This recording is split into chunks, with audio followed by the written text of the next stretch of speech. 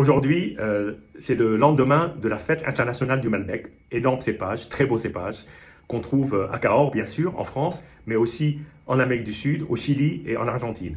Là, on va aller au Chili, au sud du Chili, dans la vallée d'Itata, sur un domaine qui s'appelle Altamana. Altamana est un domaine donc, qui est situé au sud du Chili. Et entre autres cuvées, il y a une cuvée parcellaire sur des vignes qui ont plus de 100 ans, qui s'appelle le vignoble de Catalina. Et c'est ce vignoble qui a un très très faible rendement sur des vignes qui ont été plantées en 1910. J'ai ouvert aujourd'hui une bouteille de 2014, qui a été mise en bouteille en août 2015. Donc 2014, évidemment, un an et demi, puisque 2014, ça veut dire en mars, des vendanges. Donc un an et demi plus tard, mise en bouteille.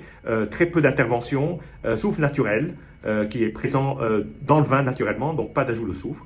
Et là, on est sur des rendements extrêmement faibles et surtout une cuvée qui compte 1260 bouteilles. Ça fait une centaine de caisses de 12, c'est pas beaucoup, voilà, pour toute la planète. En tout cas, j'ai ce plaisir de partager cette bouteille-là que j'ai ouverte spécialement pour cette fête. Donc, voyons voir. Alors déjà, la couleur est une couleur d'une jeunesse incroyable. C'est une couleur très rouge, très peu de reflets de vieux vin. Donc, pas de reflets orangés, pas encore en tout cas. Une très belle couleur cerise, légèrement pourpre, avec un peu de profondeur. On est tout de suite sur des fruits rouges, framboises. Et après agitation, il y a d'autres arômes qui ressortent, des arômes très légèrement chocolatés et un peu de fruits noirs. En tout cas, c'est très fruité et c'est hyper agréable au nez. Alors, l'attaque est d'une grande fraîcheur, c'est un vin qui titre à 13,5 et qui est d'une fraîcheur surprenante. Il y a beaucoup de fruits, il est encore d'une grande vigueur, il a énormément de peps. On dirait que c'est un vin de l'année. Enfin non, avec quand même un peu de, pas mal d'élevage, hein, mais on dirait que c'est un vin quand même relativement jeune. Je ne lui donnerai pas 10 ans.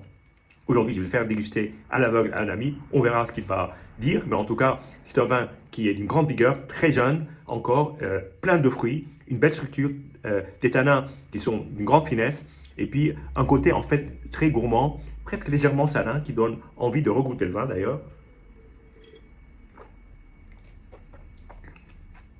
C'est un vrai plaisir de le déguster comme ça. En tout cas, j'attends avec impatience ce que ça va donner à table et surtout à l'aveugle. En tout cas, je vous dis santé, vive le Malbec et à très bientôt.